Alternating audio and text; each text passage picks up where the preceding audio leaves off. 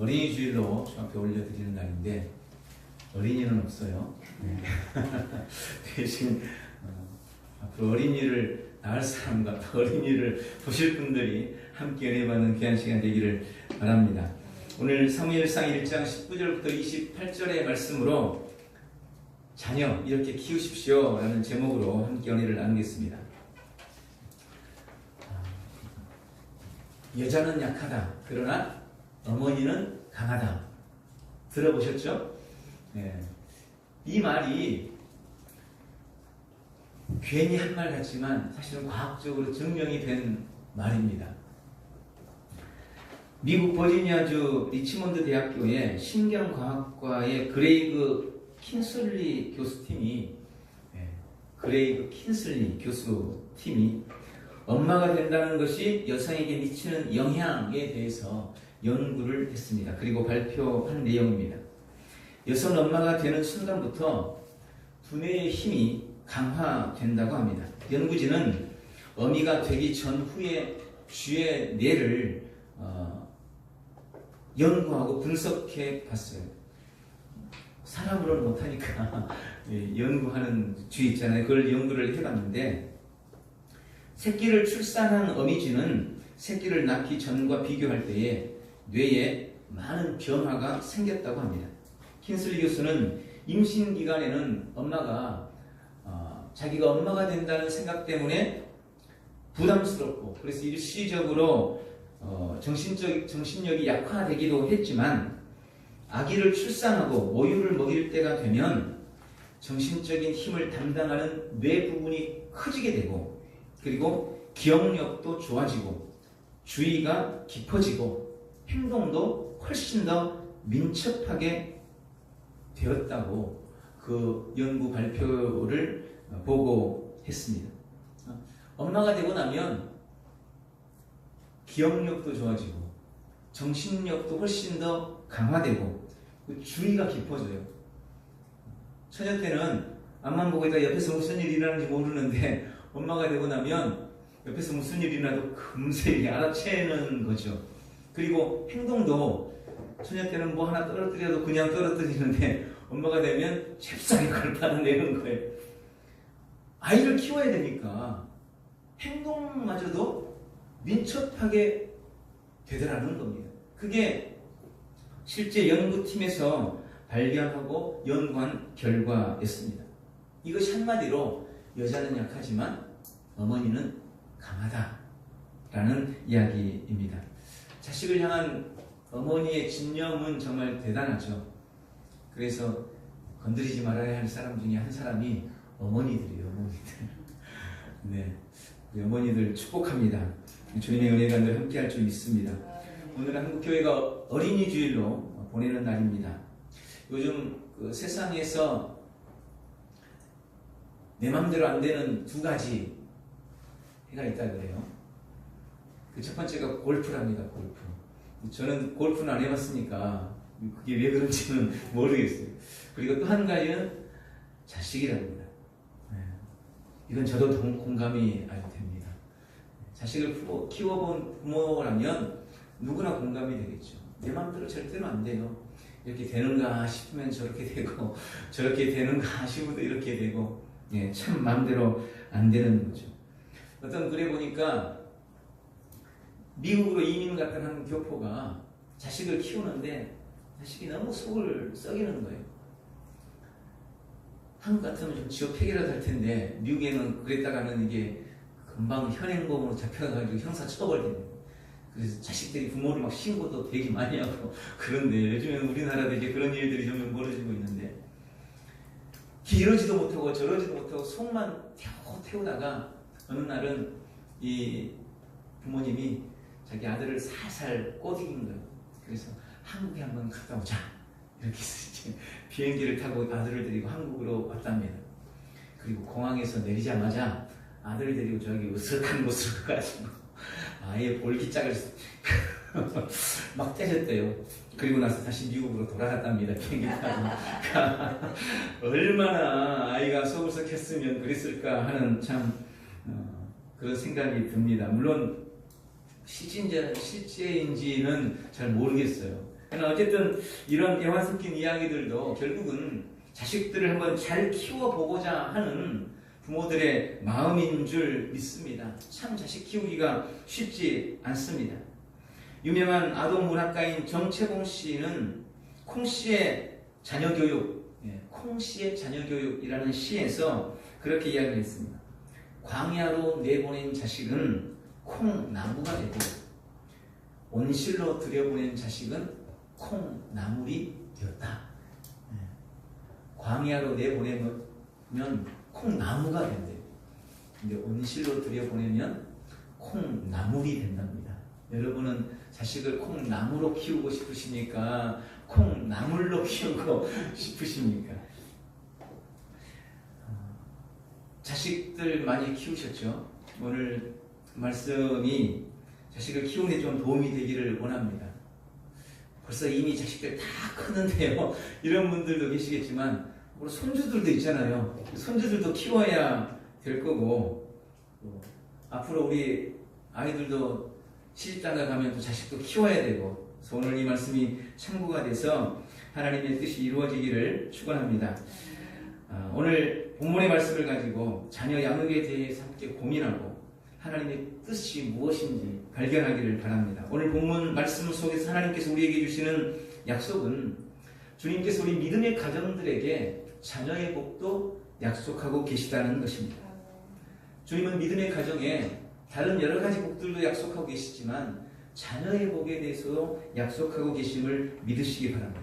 오늘 본문에 한나라는 여인이 등장합니다. 이 여인은 남편 엘가나와 결혼해서 행복한 결혼 생활을 하고 있었습니다. 남편 엘가나는 레위 지파의 아주 유력한 사람이었습니다. 명문 가문이었고 부자였습니다. 인격적으로도 매우 훌륭한 것으로 보입니다. 좋은 남편이었습니다. 이때는 사사시대입니다. 그래서 모든 사람들이 자기 소견에 옳은 대로 행하던 그런 때였습니다. 그러나 엘가나와 한나는 하나님의 말씀대로 살려고 노력했던 좋은 부부였습니다. 그런데 시간이 지나도 이 가정에 자녀가 생기지를 않는 겁니다. 대를 이어야 되기 때문에 결국 엘가나는 후처를 들여서 아이를 낳게 됩니다. 남편 엘가나의 한나를 향한 사랑은 변하지 않았습니다. 성경에 보면 한나가 힘들어할 때 엘가나가 그렇게 말하죠.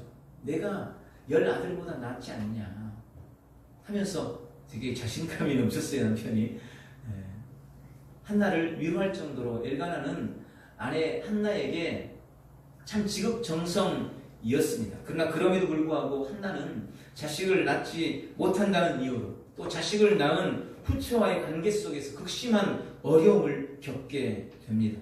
한나 부부는 다른 사람들보다 갑절의 재물을 하나님께 헌신하면서 노력하지만 성경에 보니까 하나님께서 한나의 태를 닫아서 그녀가 임신하지 못하게 했다고 말씀하고 있습니다.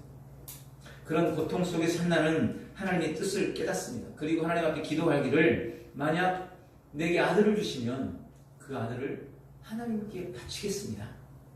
라고 서원하게 됩니다. 하나님은 그녀의 믿음의 기도를 들으셨고 그녀의 고통이 최고의 복이 되는 은혜를 부어주십니다. 그렇게 해서 태어난 아들이 바로 사무엘입니다.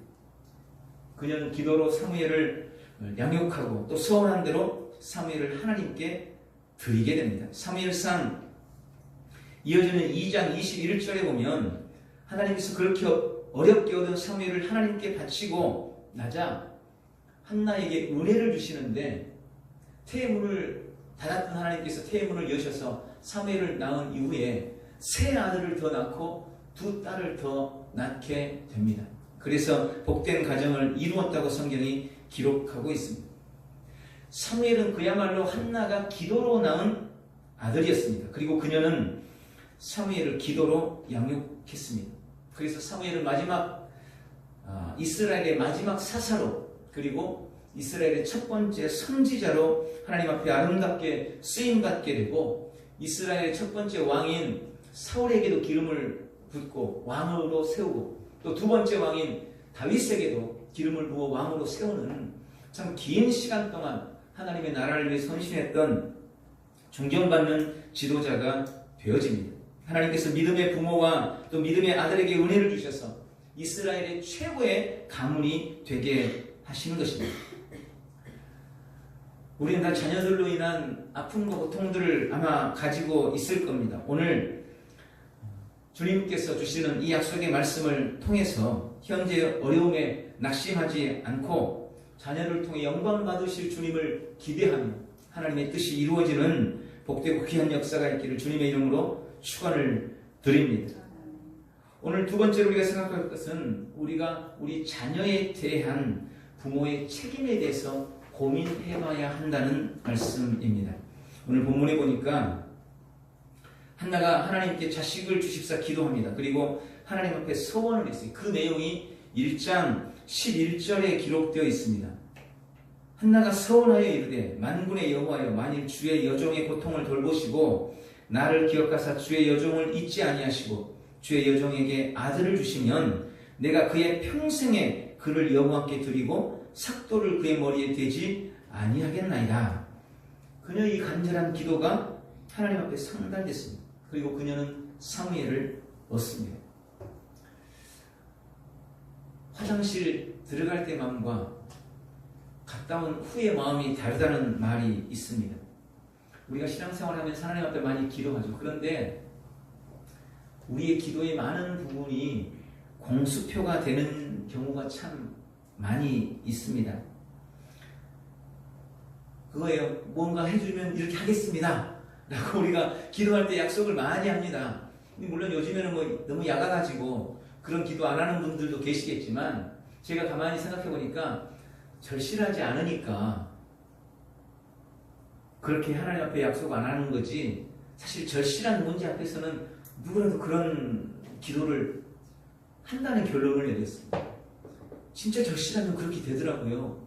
물질에 대해서 절실하거나 자식에 대해서 절실하거나 목회자나 성도에 대해서 절실하거나 정말 절실한 문제가 있을 때는 주님 제발 좀 그렇게 해주시면 제가 이렇게 할게요 라는 그런 서원 기도를 드릴 때가 참 많이 있습니다. 문제는 그렇게 기도했는데 응답받고 난 이후에 태도가 달라진다는 것입니다. 한나가 얻은 아들이 오늘 말씀이 그런 것처럼 우리가 알고 있는 것처럼 결코 쉽게 얻은 아들이 아니었습니다. 그리고 앞으로 또 자식을 얻을 거라는 보장이 없어요. 그렇게 어렵게 기도하면서 아들을 낳았는데 그 아들을 하나님 앞에 바치고 나서 일평생 또 자식이 없이 살아야 될지도 모를 일입니다.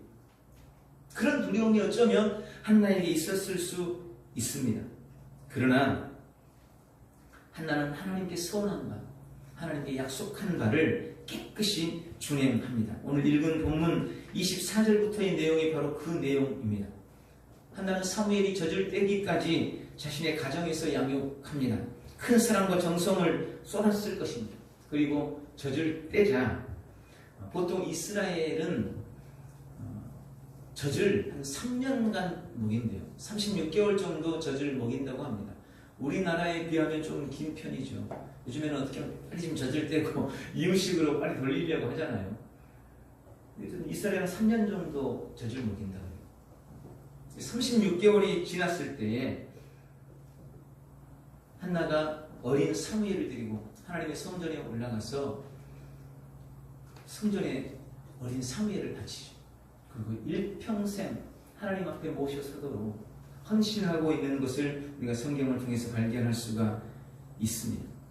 저는 이 한나의 행동이 혈육의 정을 이기고 하나님께 한 약속을 지켰다는 면에서 큰 의미가 있지만 단순히 그것뿐만 아니라 오늘 우리에게 우리의 자녀에 대한 우리의 태도가 어떠해야 하는 것에 대해서 주는 교훈이 크다는 것을 말씀을 통해서 깨닫습니다.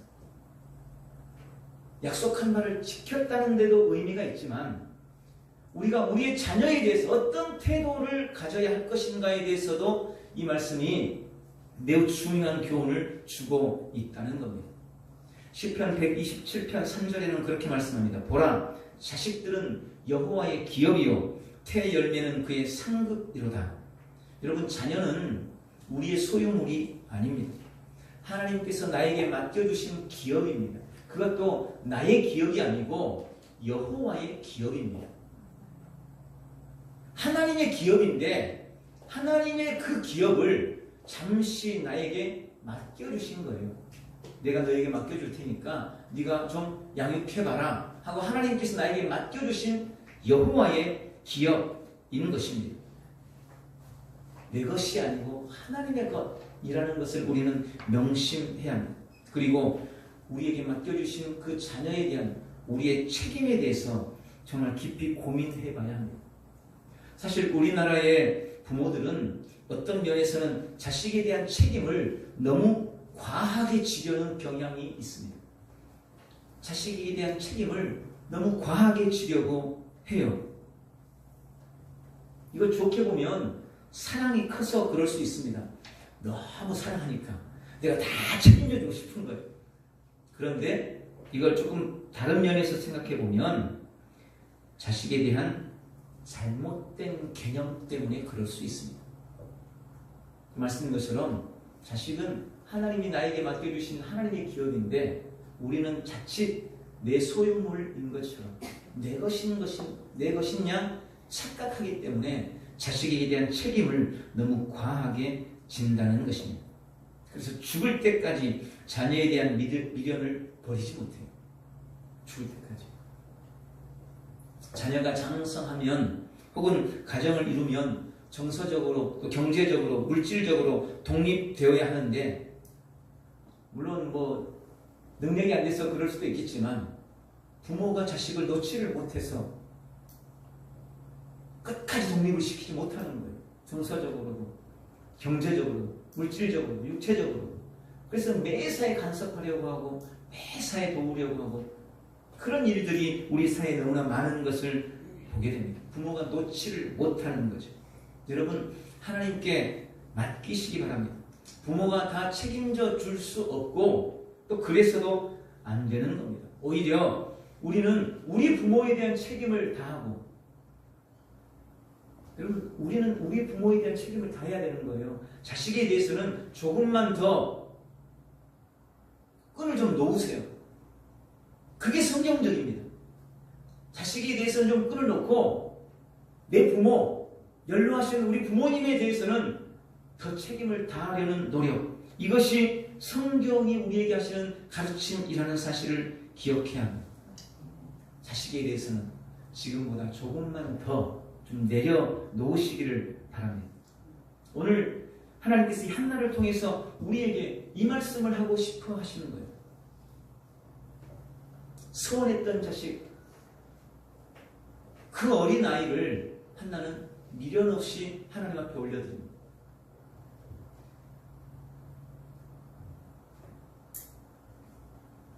우리 자녀에 대한 우리의 책임에 대해서 깊이 고민하고 하나님의 뜻을 이루어나가는 우리 모두가 되시기를 주님의 이름으로 축원합니다.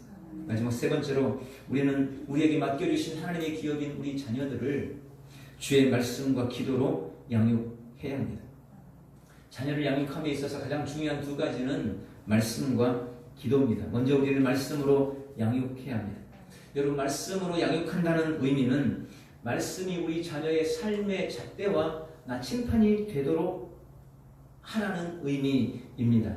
본문 이후 2장에 보면 사무엘을 하나님께 드린 한나의 감사와 의탁의 기도가 쭉 기록되고 있습니다. 그리고 나서 바로 연이어서 당시 대제사장이었던 엘리의 두 아들들의 패역한 모습을 기록하고 있습니다.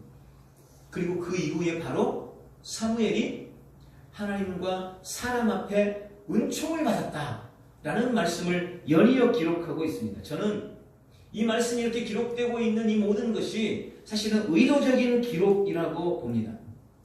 대제사장의 아들이었지만 패역했던 소년들과 그리고 한나의 아들 사무엘을 비교해서 기록하고 있는 겁니다. 여러분 대제사장의 아들이었어요. 소위 말하면 요즘에 목회자의 아들이었다는 의미입니다. 그럼 그 아들들이 하나님의 말씀을 몰랐을까요? 그래서 우리 아이들도 있지만 물론 하나님의 말씀을 많이 아는 것 같지는 않아요. 제가 볼 때. 그래도 다른 아이들에 비하면 하나님의 말씀 많이 알겠죠. 매 주일마다 예배 드리고 말씀 듣고 하는데 어떻게 모를 수 있겠어요? 이 엘리의 두 아들들도 마찬가지였을 겁니다. 그들도 하나님의 말씀을 분명히 알았어요. 그런데도 그들은 매우 패역했습니다. 왜 그랬을까요? 말씀을 알았지만 말씀이 그들의 삶의 잣대가 되지는 못한 겁니다. 말씀이 그들의 삶의 이정표가 되지는 못했던 것입니다. 여러분, 아는 것과 행하고 지키는 것은 완전히 다른 겁니다. 그럼 왜 그렇게 됐을까요? 왜 이 자식들은 알긴 알았는데 그렇게 행하지 못하는 그런 패역한 삶을 살았을까요? 저는 뭐 다른 여러 가지 이유도 있을 수 있겠지만 대부분 부모의 잘못된 양육 태도가 이런 결과를 초래했다고 저는 생각합니다. 자식들을 양육하는 부모의 양육 태도가 잘못되면 이런 일들이 벌어지게 되는 거예요. 예를 들어서 교통신호를 지켜야 된다는 것, 이건 유치원 때 배우는 거잖아요. 유치원 때 빨간불 들어오면 기다려야 돼요. 파란불 들어올 때까지. 그런데 아이들은요 꼭 그럴 때가 옵니다. 하라고 하는 것은 하기 싫고 하지 말라고 하는 것은 해보고 싶을 때가 꼭 와요. 그럴 때가 꼭 있습니다. 그때 부모가 어떤 태도를 가지고 그들을 대하느냐, 이게 매우 중요합니다. 근데 요즘에는 워낙 자식이 귀하다 보니까 아이가 예를 들어서 그렇다는 거예요. 빨간불인데 그냥 휙 지나갔어요. 그냥 건너갔어요. 그러면 그 태도 자체가 그럼에도 불구하고 아이고 빨간불인데도 지나갔어. 너 차 안 오니까 막 그렇게 달려갔구나. 아이고 그래도 앞으로 그러면 안 돼. 이러면서 오고 이러는 거예요. 그러니까 아이가 생각할 때는 이건 도대체 빨간불에 가라는 건지 말라는 건지 헷갈리는 거죠. 다 그렇진 않겠지만 이런 류의 부모의 태도가 자식들이 하나님의 말씀으로 양육되지 못하도록 방해한다는 겁니다. 오늘 엘리 제사장의 이 두 아들들, 아까 말씀드렸잖아요. 알았을 거예요. 그런데 그러지 못했습니다. 당시 성전에는 성전의 예배를 수종드는, 제사를 수종드는 많은 사람들이 있었어요. 그런데 그 중에 우두머리가 엘리 대제사장이었습니다. 근데 그 엘리 대제사장의 자녀들인 거죠. 귀했겠죠. 얼마나 귀했겠습니까? 근데 이 아이들이 성전에서 늘 생활하다 보니까 좀 그런 면이 있죠. 어쩌다가 한번 와가지고 예배하는 사람은 예배가 정말 거룩하고 경건해야 되고 뭔가 조심스럽고 이런데 매번 교회에서 생활하던 사람들은 별로 그런 거에 대해서 개념이 점점 사라져요. 그래도 지금이야 나가서 생활하지만 예전에 이 뒤에서 살았잖아요. 그럼 여기가 집인지 예배당인지 헷갈릴 때가 있는 거예요. 급할 때는 막 가스바람에서 여기 갔다가 여기 화장실 갔다가 얼른 들어오고 이런 일들도 벌어지기도 하고, 엘리의 두 아들들도 성전에 생활하는 게 아마 그랬겠죠. 그래서 먹고 싶은 고기가 있으면 제사 때 올려지는 그 고기를 하나님 앞에 다 올리고 나서 나중에 받아서 그걸 자식들이 또 제사장들이 함께 나눠서 먹는 건데, 그러기 전에 아이들이 막 맛있는 고기가 보이면 몰래 가서 슬쩍 훔쳐먹고 이러는 거예요. 그럼 그때 그 부분에 대해서 엘리가 됐든 옆에 다른 수종드는 사람이 됐든 단호한 태도를 가지고 꾸짖고 엄하게 했어야 됐는데, 제가 볼 땐 그러지 못한 거죠. 좀 철들면 괜찮겠지, 좀 나이 들면 괜찮겠지, 지금 너무 어리니까 몰라서 그러는 거지. 엘리도 그랬을 거고, 그 옆에서 다른 제사장들은 엘리가 우두머리니까 그 밑에서 그 자식들이 하는 일을 보면서 오고 하면서 보듬어 주기만 했던 거죠. 그러지 않았겠어요? 결국 그래서 처음에는 몰래 훔쳐먹다가 나중에는 사람들 내놓지 않은데도 가서 뺏어 먹고 나중에는 성전의 수종드는 여인들과 동침까지 하는 그런 엄청난 폐역을 저지르게 되는 겁니다. 그래서 하나님께서 나중에는 그렇게 마음을 먹어요. 그 두 아들을 죽이리라. 성경이 그렇게 기록되어 있어요. 두 자식을 죽이겠다고 하나님께서 마음을 먹습니다. 그리고 결국 두 아들이 한날에 죽임을 당하게 되죠. 그리고 그 소식을 듣고 앉아있던 엘리가 놀래서 뒤로 자빠져서 엘리마저도 죽게 됩니다. 그런 엄청난 불행이 그 가정에 일어나고 말았습니다. 여러분, 말씀드린 것처럼 아이들이 해야 할 것을 하기 싫어하기도 하고 꼭 하지 말아야 될 것을 하고 싶을 그럴 시기가 있어요. 그럴 때가 있어요. 그때 부모의 태도가 중요한 겁니다. 그때는 좀 아프지만 단호하고 분명한 태도를 취해야 합니다. 그게 양육이고 그게 교육인 겁니다. 혼을 내서라도 잠언서에 기록하고 있는 것처럼 매를 쳐서라도 반드시 그렇게 해야 한다고 성경은 우리에게 경고하고 있는 것입니다. 하나님의 말씀이 우리 자녀들의 삶의 잣대가 되고 이정표가 되도록 그렇게 믿음으로 양육하시기를 주님의 이름으로 축원합니다.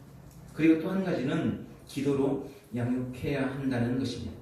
한나는 기도를 통해 사무엘을 낳았습니다. 그리고 기도로 사무엘을 양육합니다. 본문 이후에 보면 사무엘은 젖을 후에 아까 말씀드린 것처럼 엄마와 헤어져서 성전에서 생활합니다. 그리고 단지 1년에 한 번씩 엘가나와 그의 가족들이 성전에 올라가서 예배할 때 그때만 사무엘을 보는 거예요. 그때 본문에 보니까 그 이후에 보니까 한나가 옷을 짜서 사무엘에게 회입했다. 1년에 한 번 올라가서 그렇게 되어 있습니다. 그러면 36개월이 지나서 한나와 사무엘은 떨어져서 삶을 살았어요. 그럼에도 불구하고 한나가 사무엘을 양육하는 것을 성경은 기록하고 있습니다. 어떻게 그게 가능했을까요? 기도로 가능한 겁니다. 기도로. 말씀을 배우고 말씀으로 양육받는 것은 성전에서 엘리나 다른 성전에 수종드는 사람들로 인해서 가능했을 겁니다. 뭐 엘리 제사장의 자식도 아니니까 다른 사람보다는 좀 더 엄하게 가르칠 수 있었겠죠. 한나가 사무엘이 어떻게 영향을 미쳤는가? 기도로 영향을 미쳤다는 것을 우리는 어렵지 않게 발견할 수 있습니다. 왜냐하면 기도는 시간과 공간을 초월한 능력이기 때문입니다. 기독교 역사에 하나님의 말씀처럼 진리가 되어 있는 말씀이 있습니다. 바로 기도하는 어머니를 둔 자식은 결코 망하지 않는다. 이게 진리처럼 정설이 되어 있습니다. 여러분, 기도하는 어머니를 둔 자식은 절대 망하지 않습니다. 그런 예들은 역사상 얼마든지 찾아볼 수 있습니다. 13년간이나 죄악과 타락의 길을 걷던 어거스틴을 성자 어거스틴으로, 성 어거스틴으로 만든 유명한 어거스틴의 어머니 모니카, 감리교의 창시자인 존 웨슬리를 비롯해서 무려 19명의 자녀를 훌륭하게 양육했던 수잔나, 말씀과 기도의 유산을 남긴 아브라함 링컨의 어머니 낸시 여사, 이 사람들은 다 기도로 자식을 양육했던 대표적인 인물들입니다. 그 외에도 엄청나게 많은 수많은 증인들이 있지만 현대에 와서도 이런 일은 여전히 일어나고 있습니다. 한때 수원의 최대 조직폭력단체였던 남문파의 보스, 수원의 남문파 보스였던 허벽이라는 사람이 있었어요. 최대 조직폭력배의 보스였으니 얼마나 참 대단한 사람이었겠습니까? 이 사람이 근데 변화가 됐습니다. 그래서 지금은 수원 제1교회의 집사가 되어서 전도왕까지 지냈습니다. 자신과 함께 했던 폭력배들을 전도를 해가지고 수많은 사람들이 주님께로 돌아와서 전도왕까지 지낸 적이 있던 사람이라고 합니다. 그는 그의 변화를 그렇게 말했습니다. 우리 어머니의 3년 동안 단 하루도 빼놓지 않고 나를 위해서 기도했던 철야기도. 그 어머니가 이 자식 조직폭력배의 우두머리인 이 자식을 위해서 3년간 매일 교회를 찾아 철야 기도를 드렸던 그 기도가 나를 변화시켰다 라고 간증했습니다. 미국의 무디 대학의 크리스토퍼 원이라는 교수가 있습니다. 크리스토퍼 원 교수는 원래는 아니겠죠. 좀 동성애자였어요. 그리고 마약 중독자였습니다. 그랬던 그가 동성애로 인해 또 마약 중독을 인해서 교도소에 들어가게 됐는데 그가 그곳 교도소에서 예수님을 영접하게 되고 또 동성애에서도 치유받게 되고 변화돼서 교수까지 되었습니다. 무디 대학의 유력한 교수가 되어 있습니다. 그는 그의 삶의 변화의 이유에 대해서 그렇게 말합니다. 7년 동안 매주 월요일마다 금식하며 기도했던 어머니의 금식 기도 때문이다. 크리스토퍼 원 교수의 어머니가 7년 동안 매주 월요일마다 금식하며 자기 자식을 위해서 기도한 것. 동성애자가 되어버린 자기 자식, 마약 중독자가 되어버린 그 자식, 누가 봐도 소망이 없어 보이는 그 자식을 위해 이 어머니가 매주 월요일마다 금식하며 하나님 앞에 부르짖었던 겁니다. 그 일을 무려 7년이나 계속했어요. 결국 그 간절한 기도가 주 앞에 연락돼서 그는 동성애자에서부터 자유로워집니다. 무디 대학의 유력한 교수가 되어 영향력을 미치는 사람이 될 수 있었던 겁니다. 야고보서 5장 16절에 의인의 간구는 역사하는 힘이 큽니다 라고 말씀합니다. 지금도 주님은 믿음으로 의인된 우리의 기도를 들으십니다. 특별히 어머니들의 눈물의 기도를 주님은 결코 외면치 않으십니다. 자녀의 문제로 인해서 여전히 고민하고 있습니까? 이미 늦어버린 양육의 시기를 이미 놓쳐버리고 후회하고 있습니까? 아직 늦지 않았습니다. 우리에게는 기도의 무기가 있습니다. 자식을 위한 어머니의 기도는 외면당하는 일이 없고 자식을 위해 기도하는 어머니를 둔 자녀는 망하는 법이 없다는 이 진리의 말씀 우리가 마음속 깊이 새기고 기도로 우리의 자녀들에게 선한 영향력을 미쳐나가는 우리 모두가 되시기를 바랍니다. 말씀을 맺습니다. 하나님은 믿음의 가정들에게 자녀의 복을 약속하고 계십니다. 자녀에 대한 부모로서의 우리의 책임에 대해서 오늘 조금 깊이 고민해보고 하나님께 더욱 맡기며 주의 말씀이 우리 자녀들의 삶에 잣대어 그들의 이정표요 나침판이 되도록 말씀으로 양육하고 또 기도의 힘을 믿고 우리 아이들을 위해서 열심히 기도해서 하나님께서 우리에게 맡겨주신 우리의 기업이 하나님의 기쁨이 되고 우리에게 상급이 되어지는 놀라운 역사가 있기를 주님의 이름으로 축원합니다. 기도하겠습니다. 좋으신 주님, 오늘 주신 귀한 말씀을 통해서 우리의 자녀 우리가 어떻게 키울 것인가에 대해서 고민하고 함께 은혜 나눌 수 있도록 도우셔서 감사합니다. 주님, 주님의 말씀이 저들의 삶의 이정표가 되고 저들의 말씀의 잣대가 되도록 말씀으로 양육할 수 있도록 도와주옵소서. 꼭 양육의 시기를 놓치고 가슴 아파하는 부모님들이 있으니까 아직 우리에게 기도할 수 있다는 것을 깨닫게 도와주옵시고 이제 믿음으로 기도하는 어머니를 둔 자녀는 결코 망하지 않는다는 이 불변의 법칙과 원리들이 우리의 삶에도 온전히 이루어져서 간증할 수 있는 귀한 역사가 있도록 은혜를 더해 주시옵소서. 오늘 말씀을 듣고 결심한 바에 성령의 인을 쳐 주옵시고 우리의 전 삶을 통해 하나님이 영광 받으시는 귀한 역사가 있도록 도와주옵소서. 감사합니다. 예수님의 이름으로 기도하옵나이다. 아멘.